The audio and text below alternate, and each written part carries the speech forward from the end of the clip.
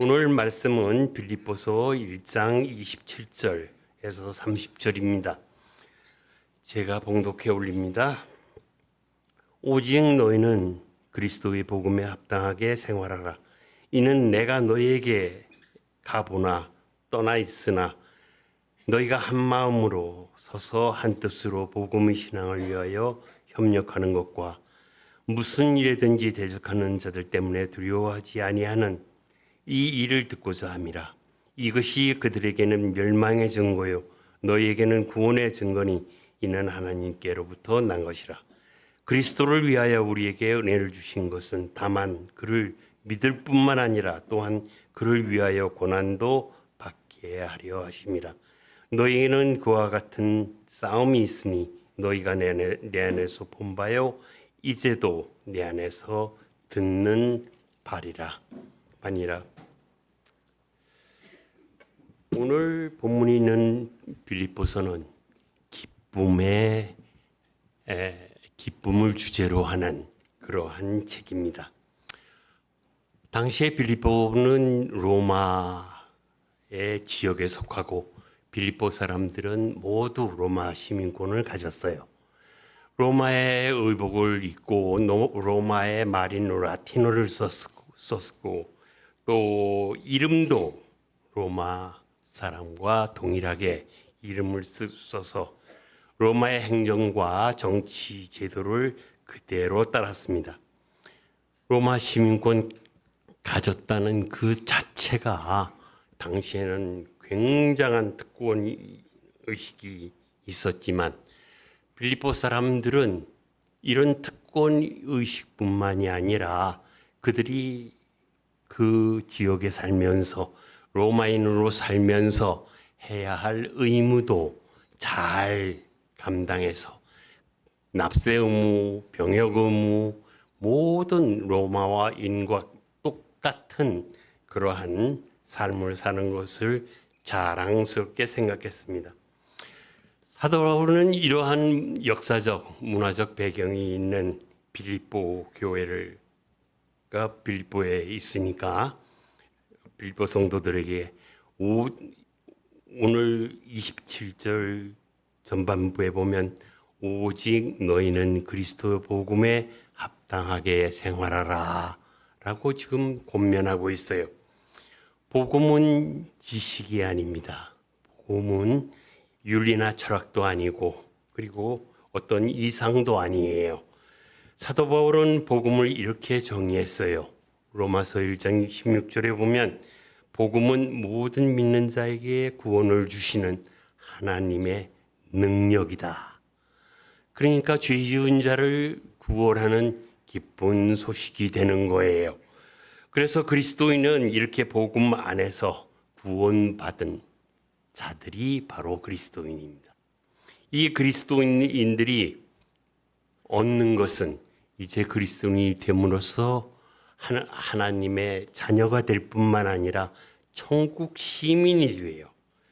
예수 그리스도께서 십자가에서 오늘 오전 일부 예배에서 우리 목사님이 말씀해 주신 대로 십자가에 죽으심으로 어린 양의 제물이 되심으로 우리의 죄를 사하여 주셨고 이 자체가 그리스도 자체가 복음이고 이것을 믿고 예수님을 우리의 구세주로 영접하는 사람은 모두 천국 시민이 될 뿐만 아니라 그리스도의 제자가 됩니다. 이렇게 볼 때 빌립보 사람들은 로마 시민처럼 살기 위해서 로마인답게 살려고 노력을 했어요. 그리스도인들은 복음을 받아서 구원받은 자로 이제 천국 시민답게 살기를 원했습니다. 그런데 천국 시민이답게 살려면 어떻게 살아야 하는가를 오늘 본문에서 사도 바울은 너희들은 복음에 합당하게 살아라. 복음을 받은 자로서의 진리로우신 예수님의 말씀을 그대로 너희 삶에 실천해서 너희들이 살아야 된다라는 것을 말씀하고 있어요. 사도 바울은 거기다 덧붙여서 빌립보서의 주제인 기쁨을 얘기하고 있는데, 나는 죽어도 좋고 살아도 좋다. 만약 죽는다면 내가 하나님과 함께 하늘의 영광을 누릴 것이고, 내가 만약 살아서 이 땅에 그대로 있는다면 내가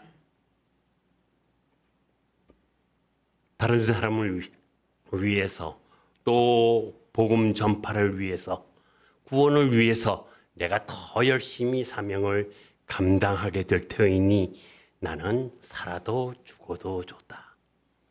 마음을 비운 거예요.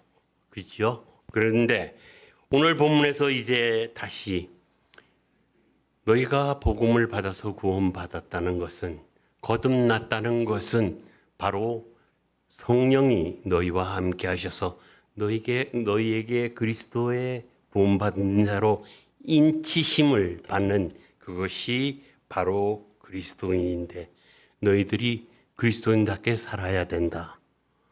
내가 이제 세 가지로 너희에게 얘기할 텐데, 첫째는 너희가 교회에서는 어떻게 해야 복음에 합당한 생활을 할 수 있느냐. 너희가 만약 선교를 한다면, 너희가 이제 나와 마찬가지로 복음을 전도하는 사람이 된다면 너희는 어떻게 복음에 합당한 생활을 해야 되느냐. 마지막으로가 제일 중요합니다.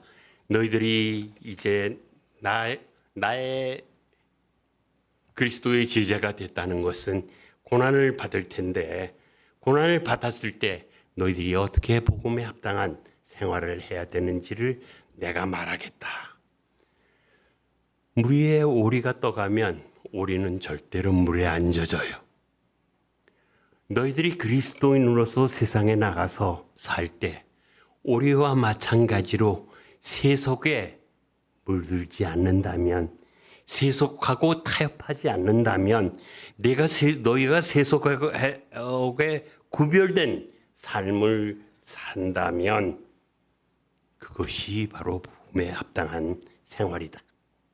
이렇게 말씀하고 있어요.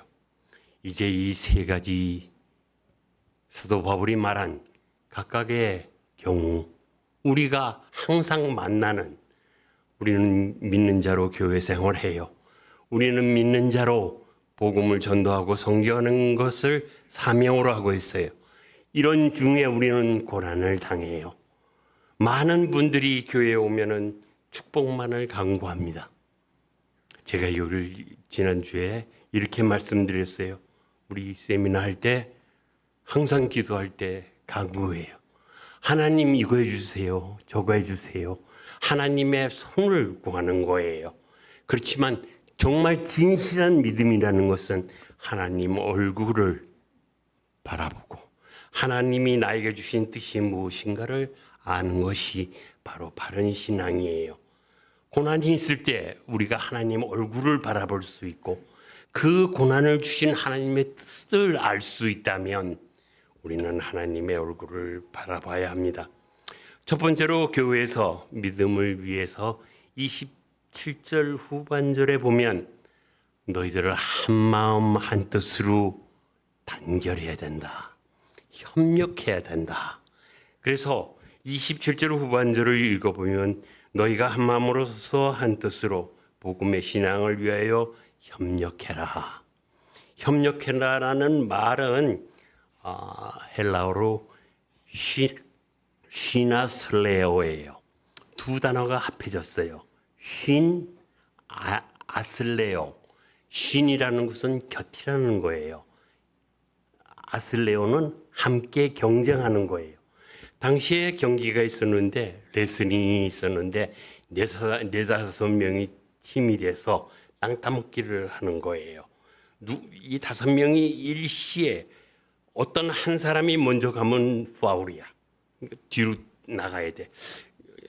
저는 이걸 생각하면서 미식 축구가 여기서 나온 게 아닌가 그런 생각을 해봐요. 한 사람이 먼저 나가면 파울이에요.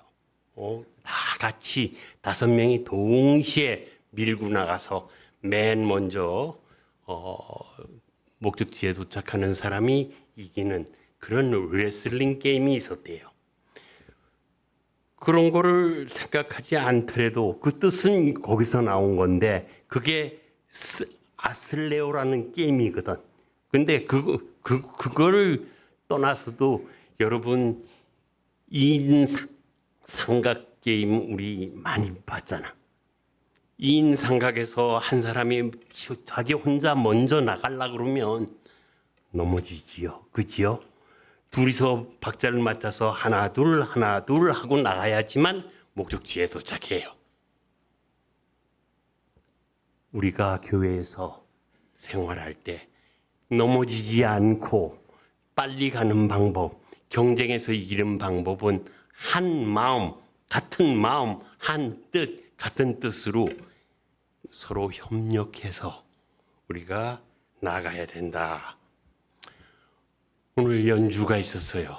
오케스트라를 하든지 어떤 연주에도 여러 악기가 같이 연주를 할 때 조화가 되고 화음이 맞고 그럴 때에 우리는 참 아름다웠다라고 표현하는 것과 마찬가지로 교회에서 우리는 그리스도의 사랑으로 그리스도의 사랑 안에서 우리가 하나 되어서 서로 돕고 협력해야만이 우리는 승리할 수 있다는 거예요. 하나님 일을 잘할 수 있어요. 어떤 특정한 사람이 나서서 혼자서 빠른 길을 가고 어떤 일을 주도할지라도 그 일 자체가 전체에게 동의가 구해지고 하나님이 허락하신 일이 아니라면 하나님 뜻에 맞지 않다면 절대로 우리는 일치단결해서 협력할 수가 없어요. 당시에 빌립보 교회에는 유오디아와 순두계라는 두 대빵 권사들이 있었는데 이 대빵 권사들이 싸움을 하는 거예요. 자존심 싸움이에요. 교리 싸움이 아니야. 작은 의견의 차이가 있는데 서로 잘났다고 자존심을 세우니까 이게 크게 번졌어요. 그래서 그거를 아는 사도 바울이 너희들 이제 교회가 교회되게 하는 복음에 합당한 생활을 너희들이 교회 생활을 한다면 그러한 갈등 없어야 된다. 응? 한 마음 한 뜻으로 너희들이 단합해야 된다. 라고 가르치고 있어요. 성령 안에서 너희들이 하나 되면 성령으로 네가 성령을 주시는 그 은혜 안에서 너희들이 서로 협력하면 너희들은 반드시 믿음의 형제들과 사랑으로 조화되고 협력할 수 있고 또 한편으로는 하나님께도 영광을 돌릴 수 있다. 선교 사도 바울은 이 자비랑 선교를 했어요. 1차, 2차, 3차 때마다 다른 지역에 가면은 문화도 달라, 사람도 몰라, 돈도 없어, 어떤 일을 해야 될지도 몰라, 어디서부터 시작할지도 몰라. 이러한 상황에서 하나님께서는 그때 협력자를 붙여주셨어요. 그래서 그 협력자의 안내를 따라서 사도 바울의 그 선교가 성공을 한 것을 우리들이 봅니다. 만약 협력자를 구하지 못하면 매를 맞거나 감옥에 들어가거나 선교를 못하고 쫓겨나거나 감옥에 들어가거나 이러한 일이 발생했어요. 그러니까 협력자를 구한다는 것, 우리가 각자가 다 은사가 달라요. 각자 우리가 그 은사 다른 것이 협력돼서 오케스트라의 다른 악기들과 마찬가지로 우리가 아름다운 화음을 내면 바로 그때 우리는 가장 힘있게 우리가 맡긴 우리의 사역을 감당할 수 있어요. 사도 바울은 이야기합니다. 너희들은 교회의 지체다. 이 지체가 유기적으로 우리 몸과 같이 유기적으로 연결돼서 어디 끝이 아프면 다 알아요. 몸 전체가 손끝이 아프구나. 너희들 모두가 그러한 같은 마음 같은 뜻으로 유기적으로 일치 단결하면 너희들은 반드시 교회를 부흥하게 할 수 있다. 너희 맡긴 사명을 잘 감당할 수 있다. 이렇게 우리에게 가르치고 있어요. 두 번째는 너희들 선교에 나가지, 선교해야지.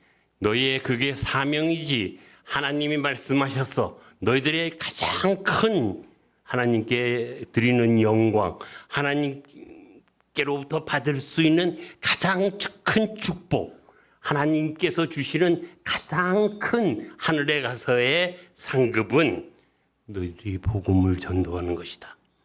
이 복음을 전도할 때 28절 전반부에 보면 무슨 일이든지 대적하든 하는 자들 때문에 두려워하지 아니하는 이 일을 듣고자 함이라. 두려워하지 말라. 여호수아가 모세에게서 가나안 출애굽해서 가나안의 아나에 들어왔을 때 리더십을 받았어요. 두 번째 있을 때는 하라는 대로만 하면 돼. 그런데 이제는 자기가 끌고 가야 돼. 자기가 책임져야 돼. 200만이나 되는 많은 이스라엘 민족을 데리고 지금 하나님이 말씀하시는 대로 움직여야 되는데 그때 얼마나 두려웠겠어요. 여호수아에게 하나님께서 약속하신 말씀이 뭐예요? 내가 너와 함께 하리니, 내가 너와 함께 하리니. 강하고 담대하라. 같은 말씀이에요. 우리가 복음을 전도할 때 우리가 먼저 복음은 전해요. 예수님이 하나님의 아들로 우리를 위해서 십자가에 돌아가셔서 이제 내가 그 예수님을 받기만 하면, 구세주로 받으면 너는 구원받는다. 이 말을 내가 증거만 하면 하나님께서 나머지 일을 다 하신다. 그러니까 네가 두려움 없이 겁먹고 조마조마 걱정하면서 해도 되나 안 해도 되나 눈치 보지 말고 그렇게 비겁하게 그러지 말고, 그건 패배자의 모습이다. 너는 하나님이 함께 하시면 승리하신다는 그 믿음을 가지고 내가 복음을 전하면 하나님이 너를 돌봐주실 것이다. 예수님께서도 같은 말씀을 하셨어요. 마태복음 10장 28절에 몸은 혹시 너희들이 그렇게 선교하다가 다칠지 모르지만 영혼은 절대로 그들이 너희들을 상하게 할 수 없다.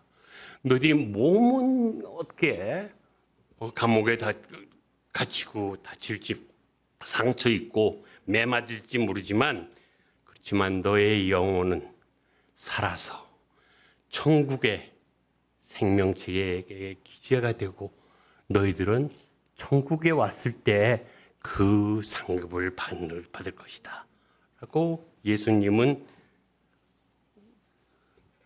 권면하고 있어요. 선교는 무엇보다도 최선을 다해야 돼요.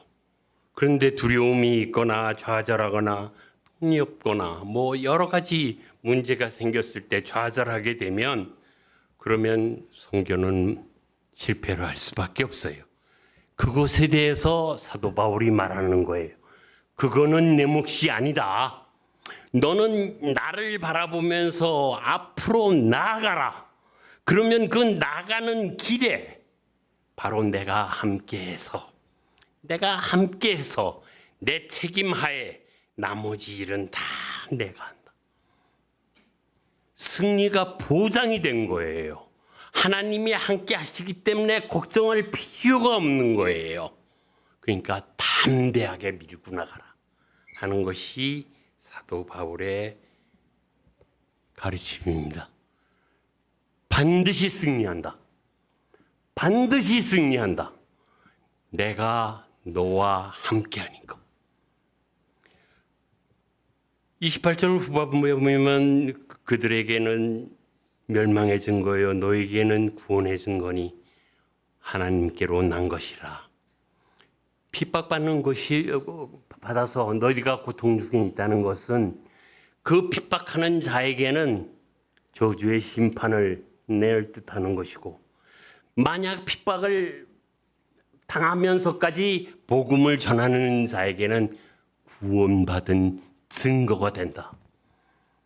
너희가 구원을 받았기 때문에 그런 열정과 그런 담대함으로, 담력으로 너희들이 그것을 감수할 수가 있는 것이다 라고 오늘 본문은 증거하고 있어요. 핍박의 고난이 밤이 있으면 여러분 절망할 필요 없어요. 좌절할 필요 없어요. 이제 아침이 가까워오고 승리의 하나님의 손길만 남았구나라고 믿으면 돼요. 우리들이 임마누엘 하나님, 나와 항상 함께하는 하나님을 믿고 의지하고 앞으로 나아갈 때 바로 하나님이 약속하신 그 역사가 일어나는 거예요. 세 번째로 우리는 우리 일상적인 삶에서 복음에 합당한 생활을 어떻게 해야 되나? 오늘 본문 29절을 보면 그리스도를 위하여 너에게 은혜를 주신 것은 다만 그를 믿을 뿐 아니라 또한 그를 위하여 고난도 받게 하심이라. 너희가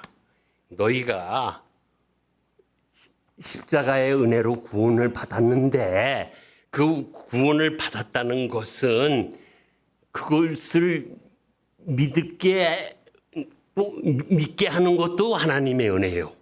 성령으로 너희들을 믿게 하는 것도 하나님의 은혜예요. 그 믿음으로 말미암아서 이제 그리스도인이 됐는데 그리스도인으로서 고난을 당해야 되는 것도 그것도 하나님의 은혜다 라고 오늘 사도 바울은 가르치고 있어요. 우리가 신앙생활에서 여러 가지 고난을 시간과 장소의 변화는 있지만 우리는 각 사람마다 다양한 고난을 당해요. 그렇지만 그 모두가 복음으로 사는 사람에게는, 복음에 합당한 생활을 하는 자에게는 그것이 모두가 은혜다라는 것을 말하는 거예요. 그 고난 때문에 우리는 우리의 신앙이 연단되고 우리 신앙이 자라기 때문입니다. 그 연단 때문에 우리는 하나님을 붙잡고 하나님을 향해서 기도하게 되고 하나님을 바라보게 되고 하나님의 은혜를 잊게 되기 때문에 그래요. 그래서 로마서 8장 17절을 보면 우리가 그와 함께 영광 받기 위하여 고난도 함께 받아야 한다. 너희가 은혜 받기만 원하지 마라. 그래가지고 퍼지면 너희 신앙은 절대로 하나님이 기대하시는 하나님 나라를 갈 만한 그 신앙으로 도달하지 못한다. 시험을 당하고 연단을 당하고 하나님 잘못을 회개하고 하나님이 원하는 그 뜻을 우리가 깨우쳐 알아서 우리가 그것에 맞춰서 살아갈 때 우리는 바로 하나님의 고난의 의미가 있는 것이다. 복음이 전파하는 곳마다 어디든지 악형도 있었고 희롱도 있었고 핍박도 있었고 죽음도 있었어요. 중세에는 이러한 때에 순교하고 싶어 하시는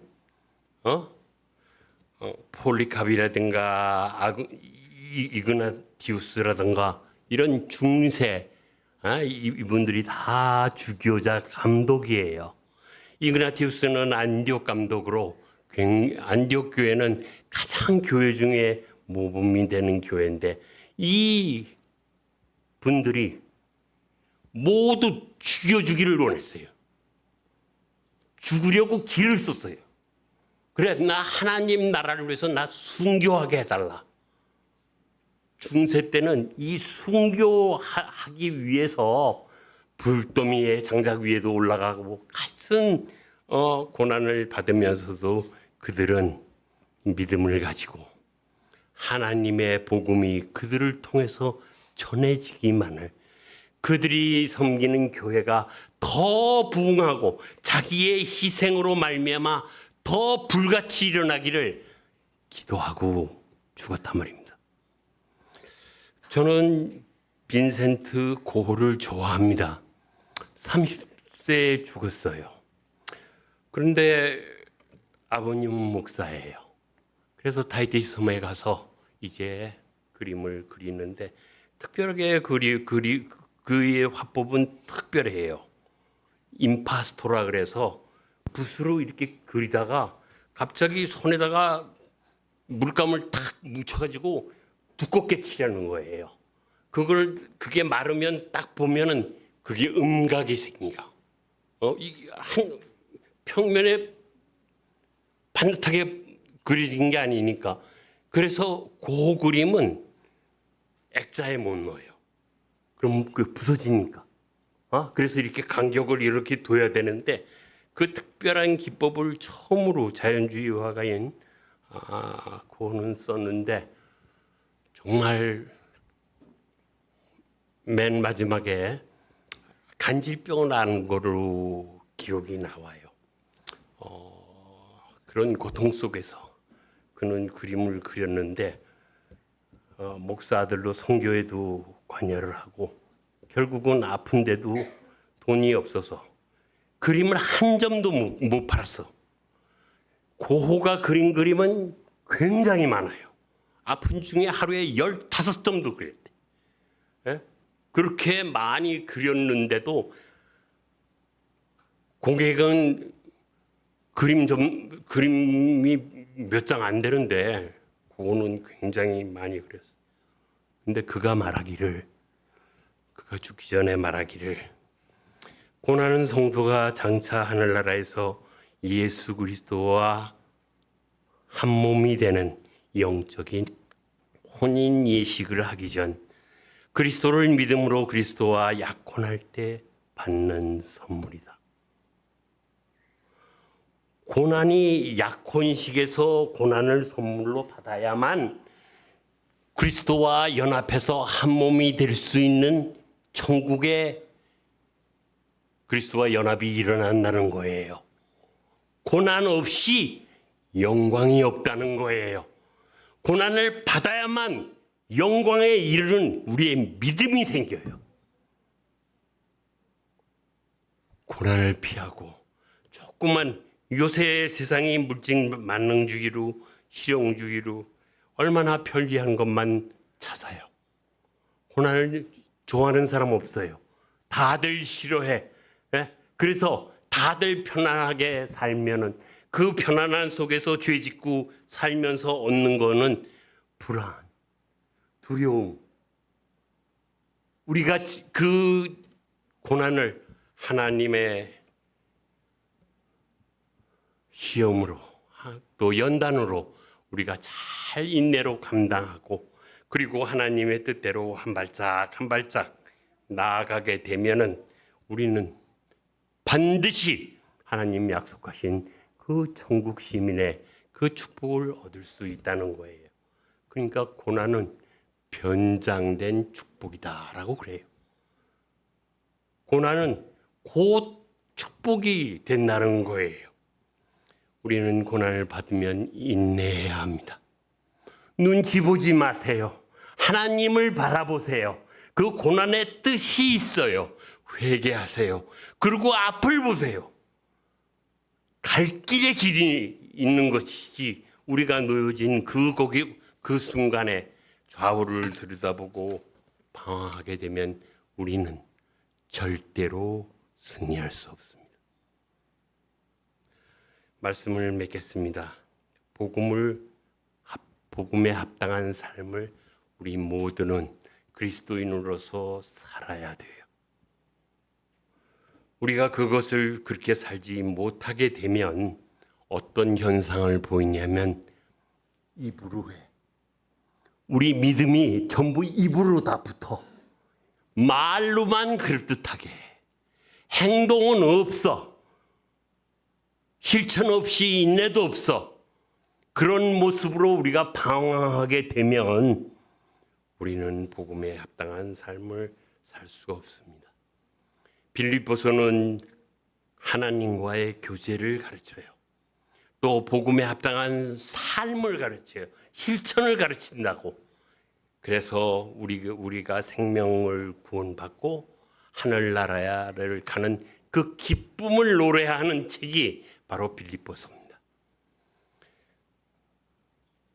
사도 바울이 말하는 대로 우리는 교회에서 한마음 한뜻이 되시고 선교할 때 우리는 두려워하지 말고 하나님 함께 하시니까 승리가 보장이 돼 있으니까, 그리고 우리 삶에서 인내로 어떤 고난을 받더라도 그것은 축복으로 변한다는 것을 믿고 하나님을 바라보고 나아가는 여러분이 되시기를 주님으로 축원합니다.